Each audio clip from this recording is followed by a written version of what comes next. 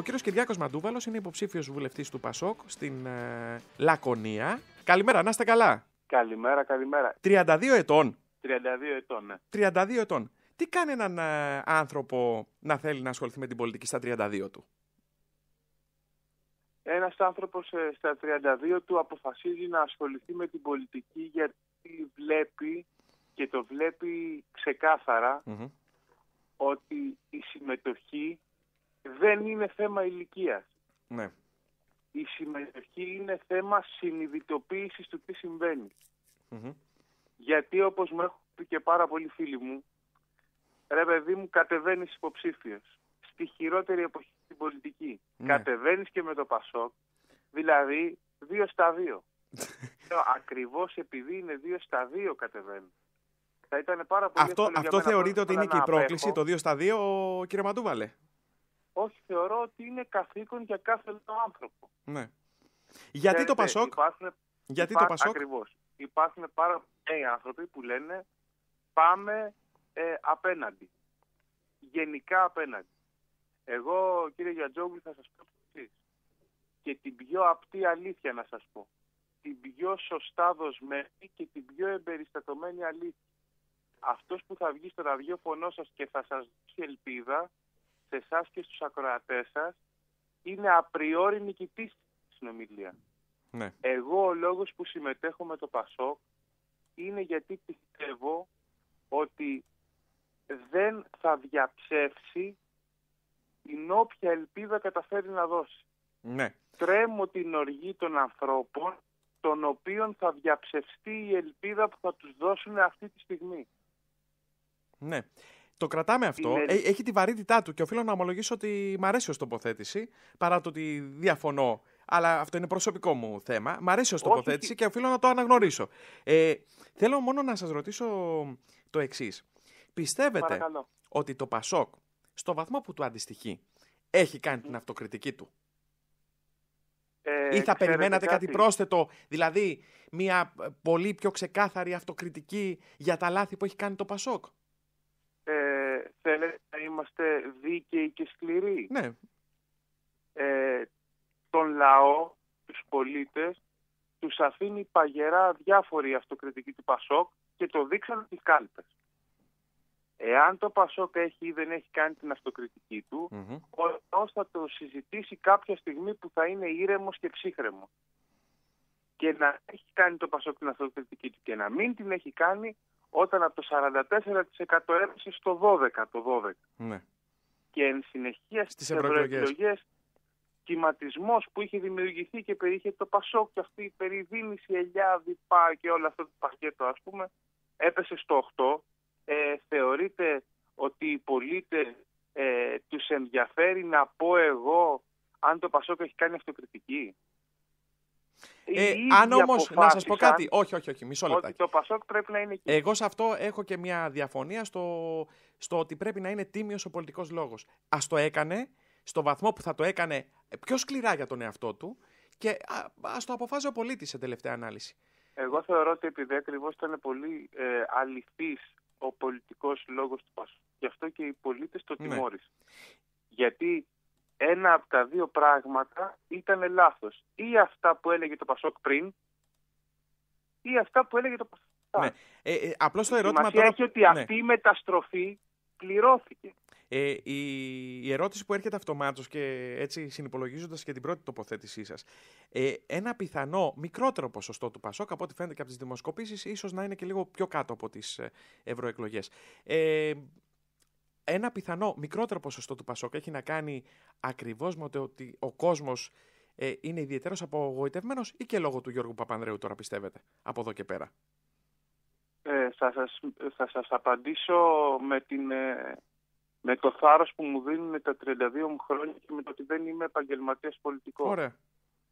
Με στεναχωρεί βαθύτατα, όπως σας είπα και στην πρώτη τοποθέτησή μου, ότι ο Γιώργος Παπανδρέου και το ΠΑΣΟΚ είναι πλέον ένα διαφορετικό πράγμα. Ναι. Αυτό θα το κρίνουν οι πολίτες κατά πόσο είναι ευθύνη του ΠΑΣΟΚ ή είναι ευθύνη του Γιώργου ή αυτών που είναι γύρω από τον Γιώργο. Αυτό ήταν μια πολύ μεγάλη συζήτηση. Έχω την αίσθηση όμως, παρατηρώντας αντικειμενικά, γιατί είμαι συνάδελφος δημοσιογράφος, οπότε έχω και την δυνατότητα να παρατηρώ αντικειμενικά το πώς υποτίθεται η κοινωνία την κάθε κίνηση. Θα μου επιτρέψετε να σας πω ότι δεν έχω την αίσθηση ότι αυτοί που ψήφισαν 9 το 14 στις ευρωεκλογές, αυτό το 8%, εμπεριείχε και πολύ μεγάλο κομμάτι ανθρώπων που πιστεύουν στον Γιώργο Παπανδρέου. Έχω την αίσθηση δηλαδή πως την απώλεια που ήταν να καταγράψει το Πασόκ από ανθρώπους που στήριζαν τον Γιώργο, την είχε καταγράψει έτσι κι αλλιώς και στις ευρωεκλογές. Μάλιστα. Λοιπόν, μια υποσημείωση από το βιογραφικό σας αυτό και θέλω ένα ακόμη ερώτημα στο τέλος. Είστε γιος του Δημήτρη Μαντούβαλου που τον 1η Ιουνίου δολοφονήθηκε στο κρατικό της Νίκαιας. Στην ένοπλη ληστεία του 1995. Ακριβώς. Ήταν η πρώτη σύμπραξη τότε ποινικών με τρομοκρατία. Με το Μαρίνο, έτσι. Με τον Χριστόφορο Μαρίνο. Για την Κεραίκου τι έχετε να πείτε? Με όσο χιούμορ μπορούμε να έχουμε, έτσι. Υπάρχει μια έκφραση που λέμε μεταξύ μας οι άνθρωποι της ηλικίας μας, ότι όταν το λέω σε παιδιά φίλους, μου λένε αδερφέ, πολύ τραγική και μικρή επίδαυρος. Αυτό δεν το περίμενα. Αυτό δεν το περίμενα. Δεν γίνεται έτσι δουλειά. Ωραία. Λοιπόν, επειδή καταβάλουμε πολύ μεγάλη προσπάθεια κοίταξε για να στηρίσουμε την αξιοπρέπειά μας απέναντι στους πολίτες. Λοιπόν, θα το πω όπως το πιστεύω. Ναι. Εγώ σου βγάζω το καπέλο στο εξής. Και τώρα συγγνώμη και για τον Ενικό, αλλά λόγω της ηλικίας. Ενικός. Να πω το εξής. Ότι ας πούμε είχα και άλλους νέους και προσπαθώ να έχουμε νέους στις εκπομπές μας υποψήφιους. Που ασχέτως από το αν συμφωνώ ή όχι ιδεολογικά μαζί σου, πρέπει να σου βγάλω το καπέλο για τον τρόπο που μιλάς.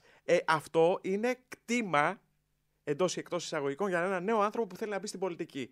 Προχθές, ας πούμε, είχα κάποιον από κάποια άλλη παράταξη, τον πήρα και μετά και του λέω: ρε φίλε, πιο ξύλινος πεθαίνεις. Δηλαδή, έλεος. Με έναν άνθρωπο 30 ετών που συνομιλούσα, τον άκουσα πιο πολύ και από τον 70.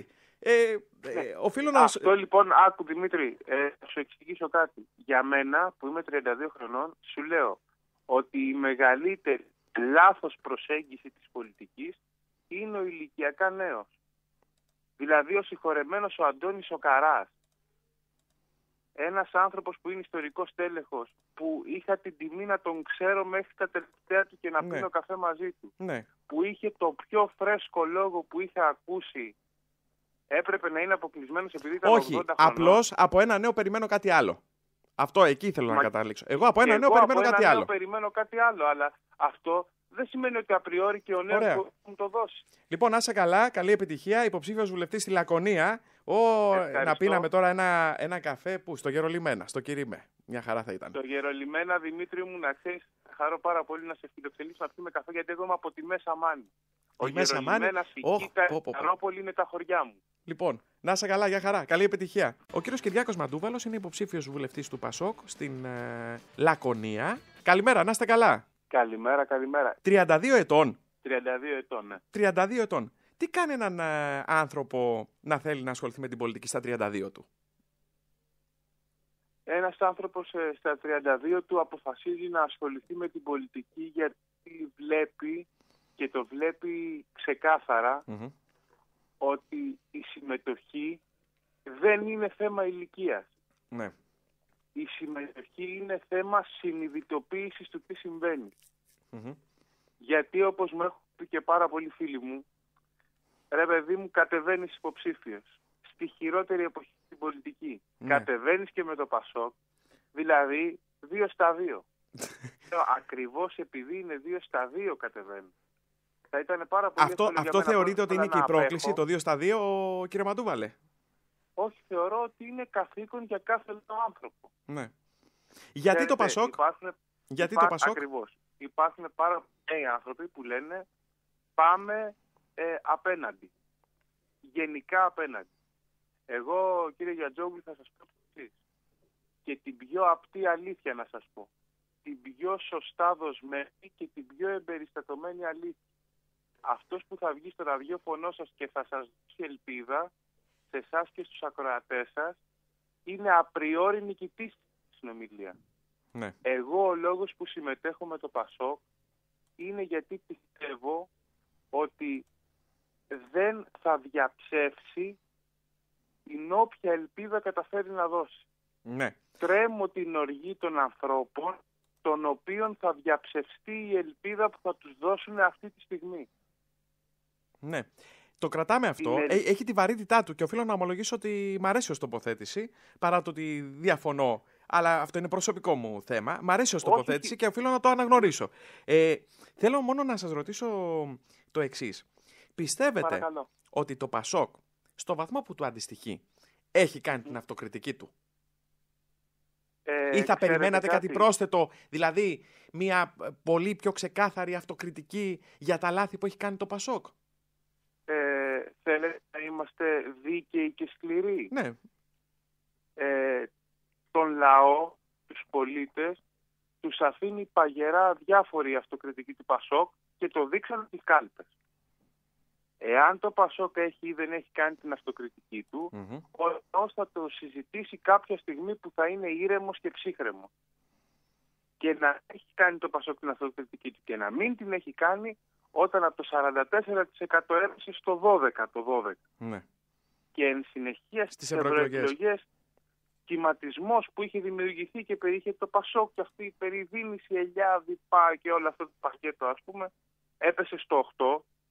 Θεωρείτε ότι οι πολίτες τους ενδιαφέρει να πω εγώ αν το ΠΑΣΟΚ έχει κάνει αυτοκριτική?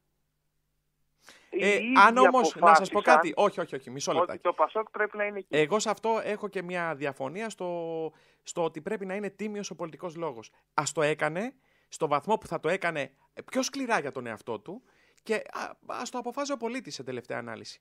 Εγώ θεωρώ ότι επειδή ακριβώς ήταν πολύ αληθής ο πολιτικός λόγος του ΠΑΣΟΚ, γι' αυτό και οι πολίτες το τιμώρησαν.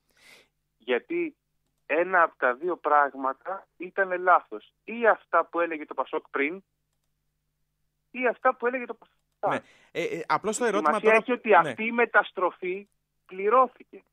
Η ερώτηση που έρχεται αυτομάτως και έτσι συνυπολογίζοντας και την πρώτη τοποθέτησή σας, ένα πιθανό μικρότερο ποσοστό του ΠΑΣΟΚ, από ό,τι φαίνεται και από τις δημοσκοπήσεις, ίσως να είναι και λίγο πιο κάτω από τις ευρωεκλογές.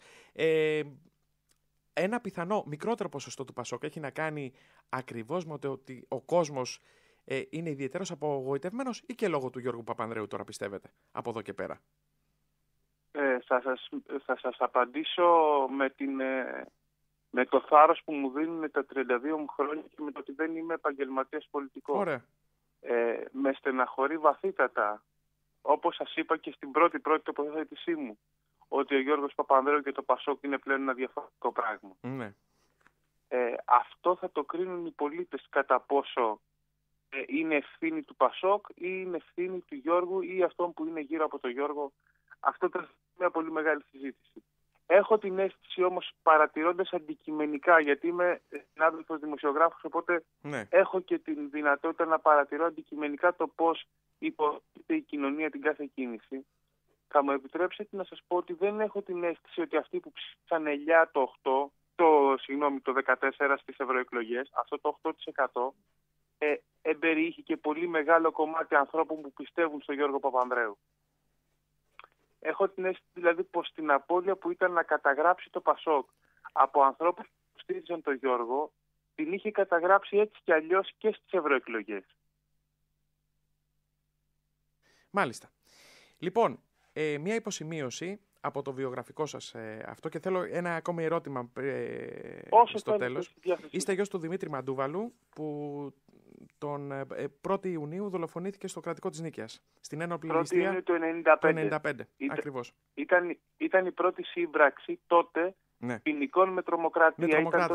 Με το Μαρίνο, έτσι. Με τον Χριστόφορο Μαρίνο. Για την Κερέκου τι έχετε να πείτε? Με όσο χιούμορ μπορούμε να έχουμε, έτσι. Υπάρχει μια έκφραση που λέμε μεταξύ μας οι άνθρωποι της ηλικίας μας, ότι όταν το λέω σε παιδιά φίλους, μου λένε αδερφέ, πολύ τραγική και μικρή επίδαυρος. Αυτό δεν το περίμενα. Αυτό δεν το περίμενα. Έτσι δουλειά. Ωραία. Λοιπόν, επειδή... καταβάλουμε πολύ μεγάλη προσπάθεια Κοίταξε για να στηρίσουμε την αξιοπρέπειά μας απέναντι στους πολίτες. Λοιπόν, θα το πω όπως το πιστεύω. Ναι. Εγώ σου βγάζω το καπέλο στο εξής. Και τώρα συγγνώμη και για τον Ενικό, αλλά λόγω της ηλικίας. Ενικός. Να πω το εξής. Ότι ας πούμε είχα και άλλους νέους και προσπαθώ να έχουμε νέους στις εκπομπές μας υποψήφιους. Που ασχέτως από το αν συμφωνώ ή όχι ιδεολογικά μαζί σου, πρέπει να σου βγάλω το καπέλο για τον τρόπο που μιλάς. Αυτό είναι κτήμα εντός ή εκτός εισαγωγικών για έναν νέο άνθρωπο που θέλει να μπει στην πολιτική. Προχθές, ας πούμε, είχα κάποιον από κάποια άλλη παράταξη, τον πήρα και μετά και του λέω: ρε φίλε, πιο ξύλινος πεθαίνεις. Δηλαδή, έλεος. Με έναν άνθρωπο 30 ετών που συνομιλούσα, τον άκουσα πιο πολύ και από τον 70. Οφείλω να... Αυτό λοιπόν, άκου Δημήτρη, θα σου εξηγήσω κάτι. Για μένα, που είμαι 32 χρονών, σου λέω ότι η μεγαλύτερη λάθος προσέγγιση της πολιτικής είναι ο ηλικιακά νέος. Δηλαδή ο συγχωρεμένος ο Αντώνης ο Καράς. Ένας άνθρωπος που είναι ιστορικός τέλεχος, που είχα την τιμή να τον ξέρω μέχρι τα τελευταία του και να πίνω καφέ μαζί του. Ναι. Που είχε το πιο φρέσκο λόγο που είχα ακούσει. Έπρεπε να είναι αποκλεισμένος επειδή ήταν 80 χρονών. Απλώς από ένα νέο περιμένω κάτι άλλο. Αυτό εκεί θέλω να καταλήξω. Εγώ από ένα νέο περιμένω κάτι άλλο. Περιμένω κάτι άλλο, αλλά αυτό δεν σημαίνει ότι απριόρι και ο νέος μπορεί να μου το δώσει. Λοιπόν, να είσαι καλά, καλή επιτυχία. Υποψήφιος βουλευτής στη Λακωνία. Να πίναμε τώρα ένα καφέ που στο Γερολιμένα, στο Κυρίμε. Μια χαρά θα ήταν. Στο Γερολιμένα, Δημήτρη μου, να ξέρεις, χαρώ πάρα πολύ να σε φιλοξενήσω να πιούμε καφέ, γιατί εγώ είμαι από τη Μέσα Μάνη. Ο Γερολιμένας, η Κίτα, η Καρόπολη είναι τα χωριά μου. Λοιπόν, να είσαι καλά, για χαρά. Καλή επιτυχία. Ο κύριος Κυριάκος Μαντούβαλος είναι υποψήφιος βουλευτής του ΠΑΣΟΚ στην Λακωνία. Καλημέρα, να είστε καλά. Καλημέρα.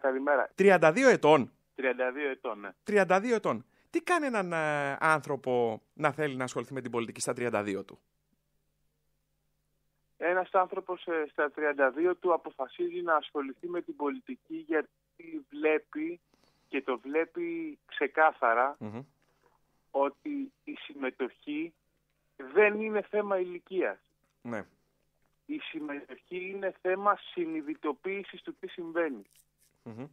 Γιατί όπως μου έχουν πει και πάρα πολλοί φίλοι μου, ρε παιδί μου, κατεβαίνεις υποψήφιος στη χειρότερη εποχή στην πολιτική. Κατεβαίνεις και με το ΠΑΣΟΚ, δηλαδή 2 στα 2. Ακριβώς επειδή είναι 2 στα 2 κατεβαίνουν. Θα ήταν πάρα πολύ αυτό θεωρείτε ότι είναι και η πρόκληση, το 2 στα 2, κύριε Μαντούβαλε? Όχι, θεωρώ ότι είναι καθήκον για κάθε άνθρωπο. Ναι. Γιατί το ΠΑΣΟΚ? Ακριβώς. Υπάρχουν πάρα πολλοί άνθρωποι που λένε πάμε απέναντι. Γενικά απέναντι. Εγώ, κύριε Γιατζόγλου, θα σας πω το εξής. Και την πιο απτή αλήθεια να σας πω. Την πιο σωστά δοσμένη και την πιο εμπεριστατωμένη αλήθεια. Αυτός που θα βγει στο ραδιόφωνο σας και θα σας δώσει ελπίδα σε εσάς και στους ακροατές σας είναι απριόρι νικητής στη συνομιλία. Ναι. Εγώ ο λόγος που συμμετέχω με το ΠΑΣΟΚ είναι γιατί πιστεύω ότι δεν θα διαψεύσει την όποια ελπίδα καταφέρει να δώσει. Ναι. Τρέμω την οργή των ανθρώπων των οποίων θα διαψευστεί η ελπίδα που θα τους δώσουν αυτή τη στιγμή. Ναι. Το κρατάμε αυτό. Έχει τη βαρύτητά του και οφείλω να ομολογήσω ότι μ' αρέσει ως τοποθέτηση, παρά το ότι διαφωνώ. Αλλά αυτό είναι προσωπικό μου θέμα. Μ' αρέσει ως τοποθέτηση και οφείλω να το αναγνωρίσω. Θέλω μόνο να σας ρωτήσω το εξής. Πιστεύετε ότι το ΠΑΣΟΚ, στο βαθμό που του αντιστοιχεί, έχει κάνει την αυτοκριτική του?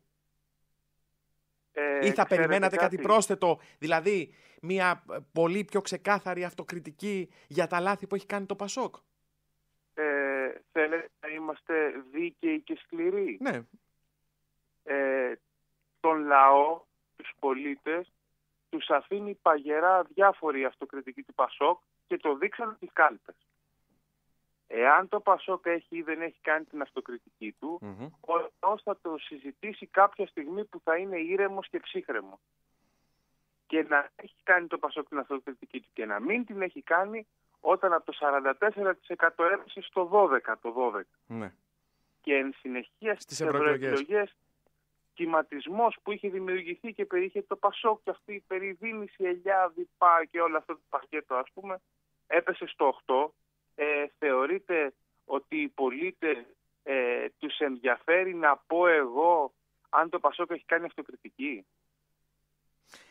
Αν όμως, να σας πω κάτι, όχι, μισό λεπτάκι. Ότι το Πασόκ πρέπει να είναι εκεί. Εγώ σε αυτό έχω και μια διαφωνία στο ότι πρέπει να είναι τίμιος ο πολιτικός λόγος. Ας το έκανε στο βαθμό που θα το έκανε πιο σκληρά για τον εαυτό του και ας το αποφάζει ο πολίτης σε τελευταία ανάλυση. Εγώ θεωρώ ότι επειδή ακριβώς ήταν πολύ αληθής ο πολιτικός λόγος του Πασόκ, γι' αυτό και οι πολίτες το τιμώρησαν.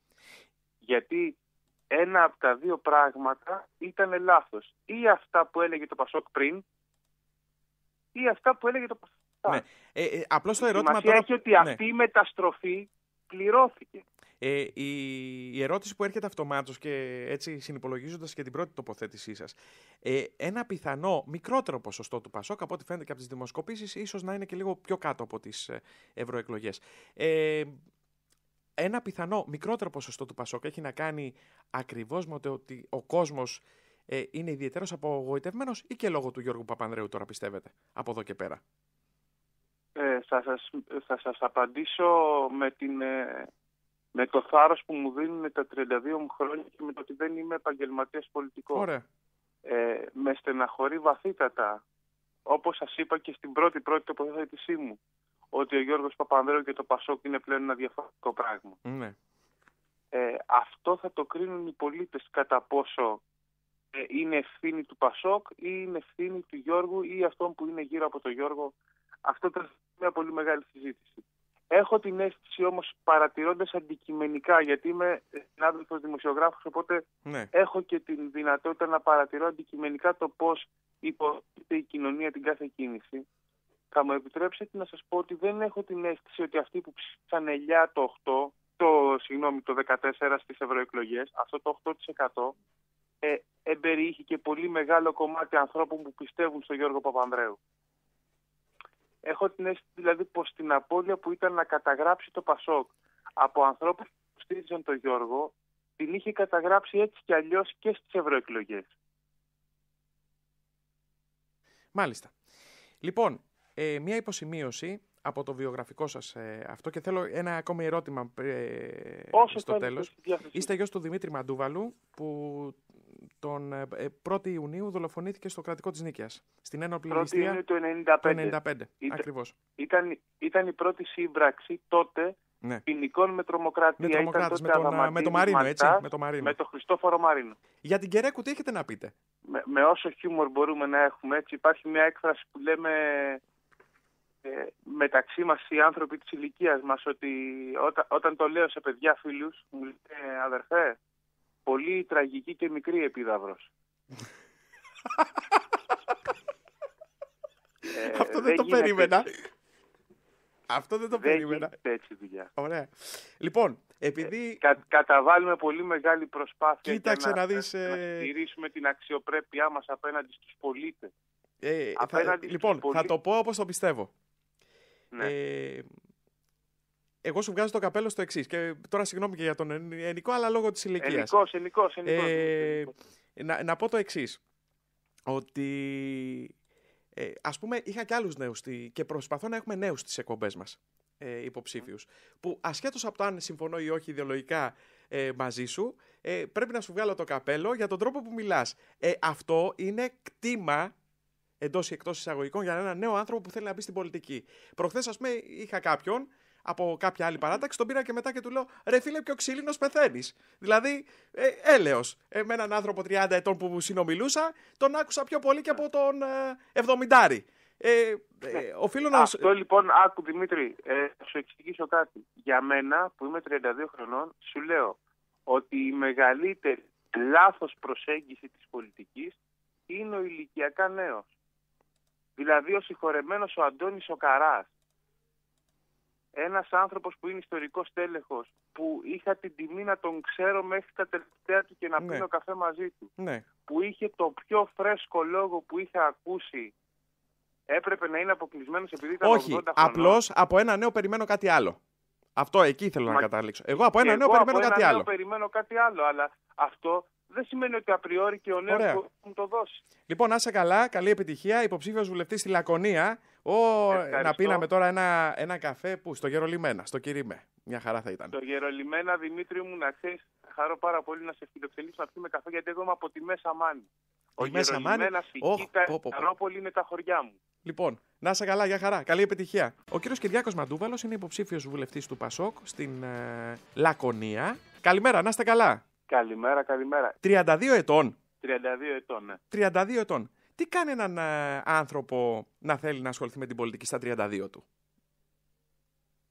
Ένας άνθρωπος στα 32 του αποφασίζει να ασχοληθεί με την πολιτική γιατί βλέπει και το βλέπει ξεκάθαρα ότι η συμμετοχή δεν είναι θέμα ηλικίας.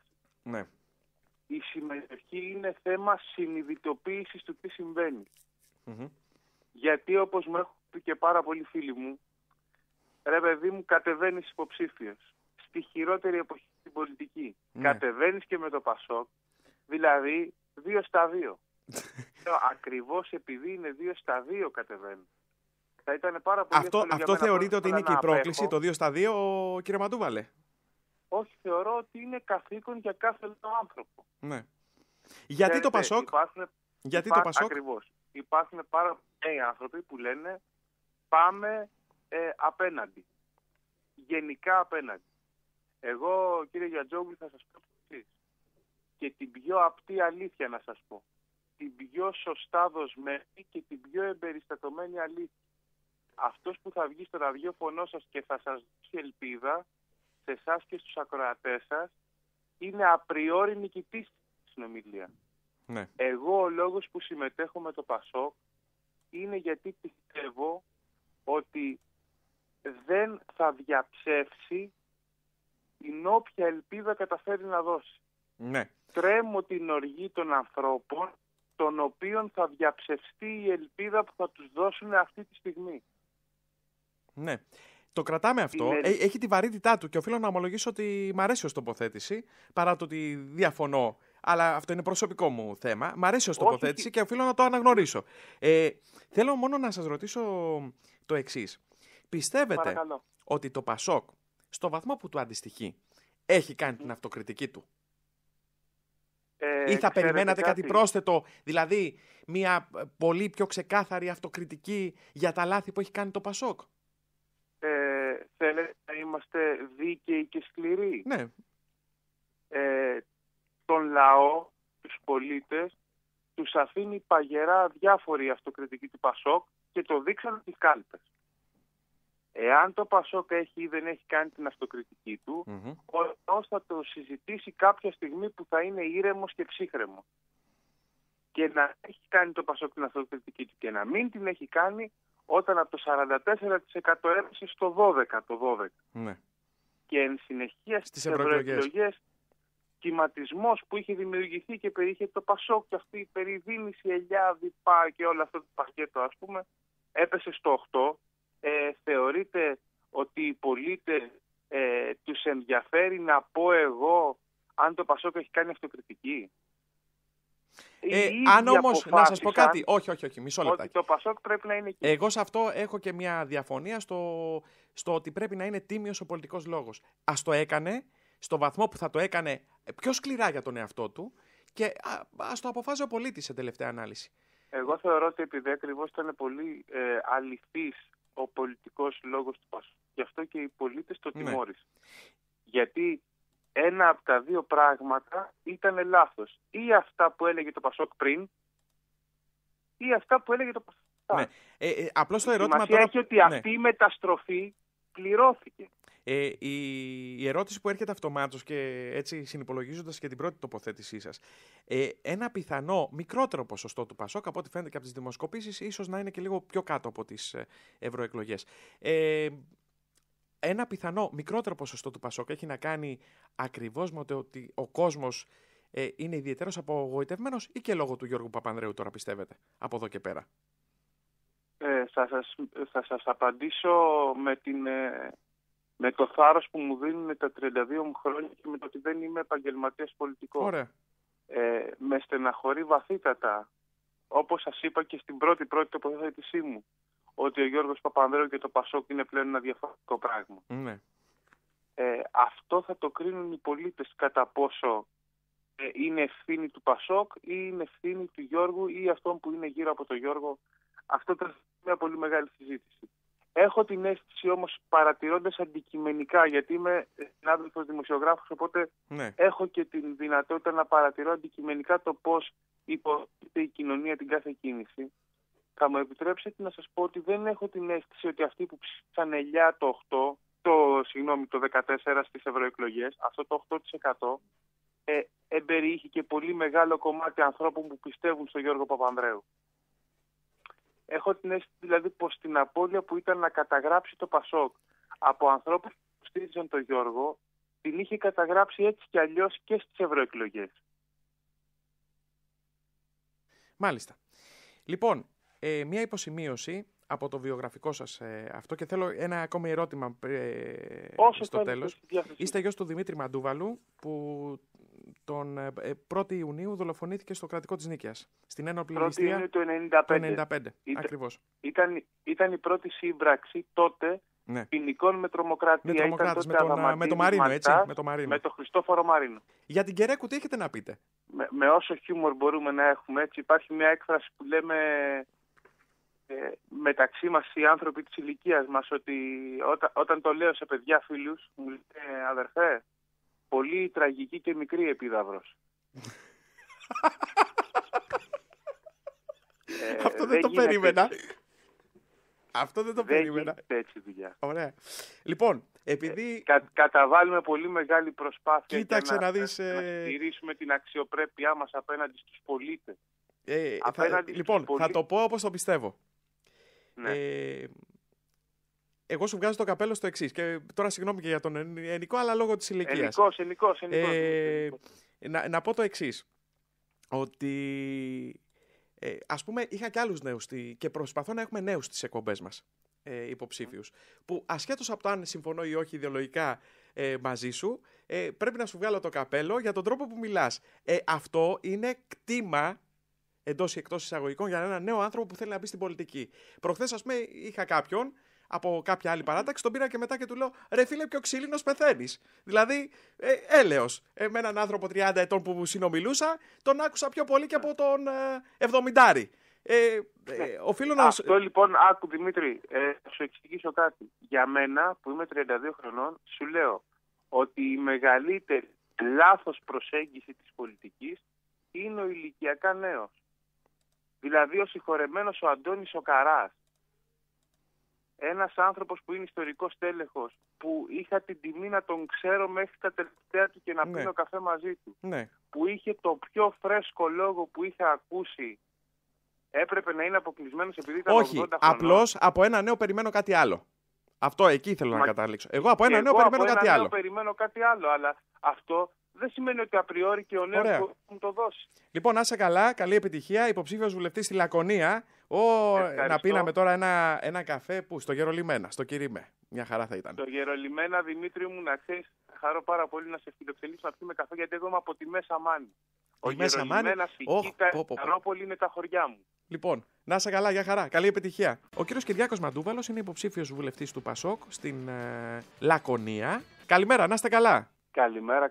32 ετών. 32 ετών, ναι. 32 ετών. Τι κάνει έναν άνθρωπο να θέλει να ασχοληθεί με την πολιτική στα 32 του? Ένας άνθρωπος στα 32 του αποφασίζει να ασχοληθεί με την πολιτική γιατί βλέπει και το βλέπει ξεκάθαρα ότι η συμμετοχή δεν είναι θέμα ηλικίας. Ναι. Η συμμετοχή είναι θέμα συνειδητοποίησης του τι συμβαίνει. Γιατί όπως μου έχουν πει και πάρα πολλοί φίλοι μου, ρε παιδί μου, κατεβαίνεις υποψήφιος στη χειρότερη εποχή στην πολιτική. Κατεβαίνεις και με το Πασόκ, δηλαδή 2 στα 2. Ακριβώς επειδή είναι 2 στα 2 κατεβαίνουν. Θα ήταν πάρα πολύ αυτό θεωρείτε ότι είναι και η πρόκληση, το 2 στα 2, κύριε Μαντούβαλε? Όχι, θεωρώ ότι είναι καθήκον για κάθε άνθρωπο. Ναι. Γιατί το Πασόκ? Το Πασόκ? Ακριβώς. Υπάρχουν πάρα πολλοί άνθρωποι που λένε πάμε απέναντι. γενικά απέναντι. Εγώ, κύριε Γιαντζόγλου, θα σας πω το εξής. Και την πιο απτή αλήθεια να σας πω. Την πιο σωστά δοσμένη και την πιο εμπεριστατωμένη αλήθεια. Αυτός που θα βγει στο ραδιόφωνο σας και θα σας δώσει ελπίδα, σε εσάς και στους ακροατές σας, είναι απριόρι νικητής στη συνομιλία. Ναι. Εγώ ο λόγος που συμμετέχω με το ΠΑΣΟΚ είναι γιατί πιστεύω ότι δεν θα διαψεύσει την όποια ελπίδα καταφέρει να δώσει. Ναι. Τρέμω την οργή των ανθρώπων, των οποίων θα διαψευστεί η ελπίδα που θα τους δώσουν αυτή τη στιγμή. Ναι. Το κρατάμε αυτό. Έχει τη βαρύτητά του και οφείλω να ομολογήσω ότι μ' αρέσει ως τοποθέτηση, παρά το ότι διαφωνώ. Αλλά αυτό είναι προσωπικό μου θέμα. Μ' αρέσει ως τοποθέτηση και οφείλω να το αναγνωρίσω. Θέλω μόνο να σας ρωτήσω το εξής. Πιστεύετε ότι το ΠΑΣΟΚ, στο βαθμό που του αντιστοιχεί, έχει κάνει την αυτοκριτική του? Ή θα περιμένατε κάτι πρόσθετο, δηλαδή μια πολύ πιο ξεκάθαρη αυτοκριτική για τα λάθη που έχει κάνει το ΠΑΣΟΚ? Θέλετε να είμαστε δίκαιοι και σκληροί? Ναι. Τον λαό, τους πολίτες, τους αφήνει παγερά διάφορη αυτοκριτική του ΠΑΣΟΚ και το δείξαν τις κάλπες. Εάν το ΠΑΣΟΚ έχει ή δεν έχει κάνει την αυτοκριτική του, ο λαός θα το συζητήσει κάποια στιγμή που θα είναι ήρεμος και ψύχρεμος. Και να έχει κάνει το ΠΑΣΟΚ την αυτοκριτική του και να μην την έχει κάνει όταν από το 44% έπεσε στο 12%. Ναι. Και εν συνεχεία στις ευρωεκλογές, κυματισμός που είχε δημιουργηθεί και περιείχε το ΠΑΣΟΚ και αυτή η περιδίνηση, ελιά, διπά και όλο αυτό το πακέτο, ας πούμε, έπεσε στο 8%. Θεωρείτε ότι οι πολίτες τους ενδιαφέρει να πω εγώ αν το ΠΑΣΟΚ έχει κάνει αυτοκριτική? Αν όμως, να σας πω κάτι, όχι, μισό λεπτάκι. Ότι το ΠΑΣΟΚ πρέπει να είναι εκεί. Εγώ σε αυτό έχω και μια διαφωνία στο ότι πρέπει να είναι τίμιος ο πολιτικός λόγος. Ας το έκανε στο βαθμό που θα το έκανε πιο σκληρά για τον εαυτό του και ας το αποφάζει ο πολίτης σε τελευταία ανάλυση. Εγώ θεωρώ ότι επειδή ακριβώς ήταν πολύ αληθής ο πολιτικός λόγος του ΠΑΣΟΚ, γι' αυτό και οι πολίτες το τιμώρησαν. Γιατί ένα από τα δύο πράγματα ήταν λάθος. Ή αυτά που έλεγε το ΠΑΣΟΚ πριν, ή αυτά που έλεγε το ΠΑΣΟΚ. Ναι. Απλώς το ερώτημα τώρα έχει ότι αυτή η μεταστροφή πληρώθηκε. Η ερώτηση που έρχεται αυτομάτως και έτσι συνυπολογίζοντας και την πρώτη τοποθέτησή σας, ένα πιθανό μικρότερο ποσοστό του ΠΑΣΟΚ, από ό,τι φαίνεται και από τις δημοσκοπήσεις, ίσως να είναι και λίγο πιο κάτω από τις ευρωεκλογές. Ένα πιθανό μικρότερο ποσοστό του ΠΑΣΟΚ έχει να κάνει ακριβώς με το ότι ο κόσμος είναι ιδιαίτερος απογοητευμένος ή και λόγω του Γιώργου Παπανδρέου τώρα, πιστεύετε, από εδώ και πέρα? Θα σας απαντήσω με το θάρρος που μου δίνουν τα 32 μου χρόνια και με το ότι δεν είμαι επαγγελματίας πολιτικός. Ωραία. Με στεναχωρεί βαθύτατα, όπως σας είπα και στην πρώτη τοποθέτησή μου, ότι ο Γιώργος Παπανδρέου και το ΠΑΣΟΚ είναι πλέον ένα διαφορετικό πράγμα. Ναι. Αυτό θα το κρίνουν οι πολίτες κατά πόσο είναι ευθύνη του ΠΑΣΟΚ ή είναι ευθύνη του Γιώργου ή αυτών που είναι γύρω από τον Γιώργο. Αυτό ήταν μια πολύ μεγάλη συζήτηση.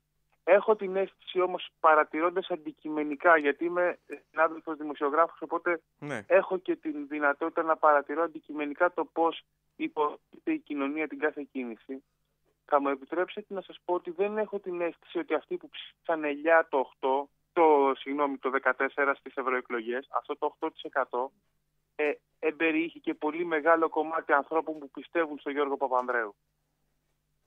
Έχω την αίσθηση δηλαδή πως την απώλεια που ήταν να καταγράψει το ΠΑΣΟΚ από ανθρώπους που στήριζαν τον Γιώργο, την είχε καταγράψει έτσι κι αλλιώς και στις ευρωεκλογές. Μάλιστα. Λοιπόν, μια υποσημείωση από το βιογραφικό σας αυτό και θέλω ένα ακόμη ερώτημα στο τέλος. Είστε γιος του Δημήτρη Μαντούβαλου που τον 1η Ιουνίου δολοφονήθηκε στο κρατικό της Νίκαιας. Στην ένοπλη ληστεία του 1995. Ακριβώς. Ήταν η πρώτη σύμπραξη τότε ποινικών με τρομοκρατία. Με το Μαρίνο, έτσι. Με το Χριστόφορο Μαρίνο. Για την Κεραίκου τι έχετε να πείτε? Με όσο χιούμορ μπορούμε να έχουμε, έτσι. Υπάρχει μια έκφραση που λέμε μεταξύ μας οι άνθρωποι της ηλικίας μας, ότι όταν το λέω σε παιδιά φίλους, μου λένε αδερφέ, πολύ τραγική και μικρή επίδαυρος. Αυτό δεν το περίμενα. Αυτό δεν το περίμενα. Έτσι δουλειά. Ωραία. Λοιπόν, επειδή... Καταβάλουμε πολύ μεγάλη προσπάθεια κοίταξε για να δεις, να στηρίσουμε την αξιοπρέπειά μας απέναντι στους πολίτες. Λοιπόν, θα το πω όπως το πιστεύω. Ναι. Εγώ σου βγάζω το καπέλο στο εξής. Και τώρα συγγνώμη και για τον Ενικό, αλλά λόγω της ηλικίας. Ενικός. Να πω το εξής. Ότι ας πούμε είχα και άλλους νέους και προσπαθώ να έχουμε νέους στις εκπομπές μας υποψήφιους. Που ασχέτως από το αν συμφωνώ ή όχι ιδεολογικά μαζί σου, πρέπει να σου βγάλω το καπέλο για τον τρόπο που μιλάς. Αυτό είναι κτήμα εντός ή εκτός εισαγωγικών για έναν νέο άνθρωπο που θέλει να μπει στην πολιτική. Προχθές, ας πούμε, είχα κάποιον από κάποια άλλη παράταξη, τον πήρα και μετά και του λέω: ρε φίλε, πιο ξύλινος πεθαίνεις. Δηλαδή, έλεος. Με έναν άνθρωπο 30 ετών που συνομιλούσα, τον άκουσα πιο πολύ και από τον 70. Αυτό λοιπόν, άκου Δημήτρη, θα σου εξηγήσω κάτι. Για μένα, που είμαι 32 χρονών, σου λέω ότι η μεγαλύτερη λάθος προσέγγιση της πολιτικής είναι ο ηλικιακά νέος. Δηλαδή ο συγχωρεμένος ο Αντώνης ο Καράς. Ένας άνθρωπος που είναι ιστορικός τέλεχος, που είχα την τιμή να τον ξέρω μέχρι τα τελευταία του και να πίνω καφέ μαζί του. Ναι. Που είχε το πιο φρέσκο λόγο που είχα ακούσει. Έπρεπε να είναι αποκλεισμένος επειδή ήταν 80 χρονών. Απλώς από ένα νέο περιμένω κάτι άλλο. Αυτό εκεί θέλω να καταλήξω. Εγώ από ένα νέο περιμένω κάτι άλλο. Εγώ περιμένω κάτι άλλο, αλλά αυτό δεν σημαίνει ότι απριόρι και ο νέος μου το δώσει. Λοιπόν, να είσαι καλά, καλή επιτυχία. Υποψήφιος βουλευτής στη Λακωνία. Να πίναμε τώρα ένα καφέ που στο Γερολιμένα, στο Κυρίμε. Μια χαρά θα ήταν. Στο Γερολιμένα, Δημήτρη μου, να ξέρεις, χαρώ πάρα πολύ να σε φιλοξενήσω να πιούμε καφέ, γιατί εγώ είμαι από τη Μέσα Μάνη. Ο Γερολιμένας, η Κίτα, η Καρόπολη είναι τα χωριά μου. Λοιπόν, να είσαι καλά, για χαρά. Καλή επιτυχία.